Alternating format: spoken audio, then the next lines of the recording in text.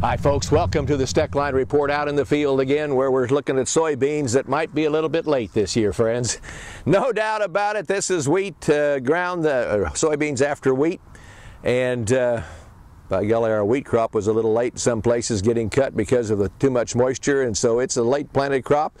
If the meteorologists are right, this crop might have a little problem when it comes to getting a little too cold too early this fall.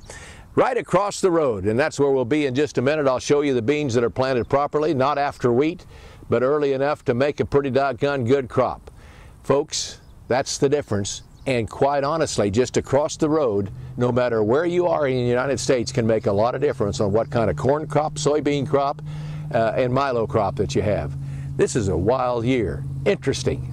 So stay tuned. I want to talk about that. But first, let me tell you that the Senate worked on a biotech bill, and they had the Biotechnology and Food Industry Group had a pretty big victory when the House voted 275 to 150 to approve a bill that would stop states from establishing laws requiring labeling of food with genetically modified ingredients. And you know, a lot of soybeans genetically modified, absolutely are.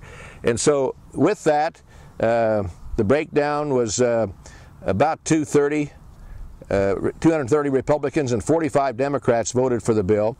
That was introduced by Mike Pompeo from Kansas. The legislation would stop states from non-GMO labeling programs at the Ag Department's Agricultural Marketing Service. And I got to tell you, the Grocery Manufacturers Association said in talks with people around the country about this Senate bill, they are trying to write a bill that would achieve bipartisan support. They won't do anything with it until this fall now because of this thing falling out of bed, and so we'll have to wait and see what that's all about. Let's go over and look at some good soybeans and another story in just a minute.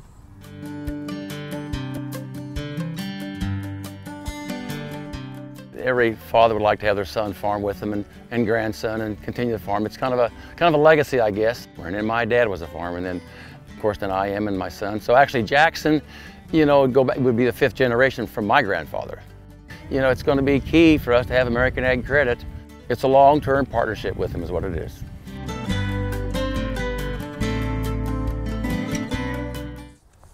Well, here we are, folks, right across the road from those other soybeans, and isn't this a different kind of a situation, folks? This guy's got some nice beans coming on, and I don't think it's going to freeze early enough to get these beans.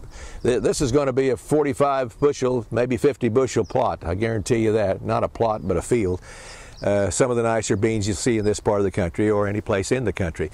So that kind of gives you an idea of the difference, not only in the part where we live, but across the United States. Everybody we talk to sees corn even this way in the Corn Belt, just a difference of when they get it planted and how much more rain one got than the other.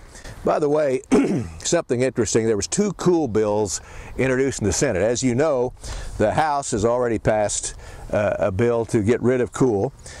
Senator Haven from North Dakota and Stabenow from Michigan introduced a bipartisan bill to take beef, pork, chicken, and ground meat out of the mandatory country of origin labeling law and establish a voluntary labeling program. At the same time, Pat Roberts, the senator from Kansas, introduced the House-passed bill to repeal country of origin labeling completely. So we've got two ideas here. And if we have to go with one of them, why wouldn't we leave it up to the states or some other people if they want to do what they want to do?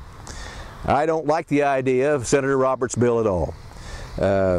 Doesn't make any difference. I think there's a lot of people leaning that way now, especially with the WTO situation. Again, the WTO is an organization that I think we should have never joined 15 to 20 years ago. I said it then and I said it now. They're looking out for other people a lot more than they are the United States, I can tell you that. We'll have to wait to see how this all turns out. Stabenow said that they hope the Senate adopts their approach and the House then takes up the bill before it goes out of session which they have been working on in the last week or so. I don't know for sure where we stand with that right now. But anyway, they say their bill would address the WTO organization ruling too. That's pretty important because that's what their whole deal is all about.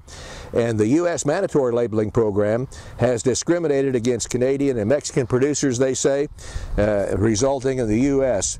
packers paying lower prices for Canadian-born and or raised animals or not buying them at all. That's what they're saying. I don't know. With the price of the products that we have here in the United States, we can't complain about too much, even though that cool program was in session for the last few years. Anyway, more coming later on the next Steckline Report. Stay tuned.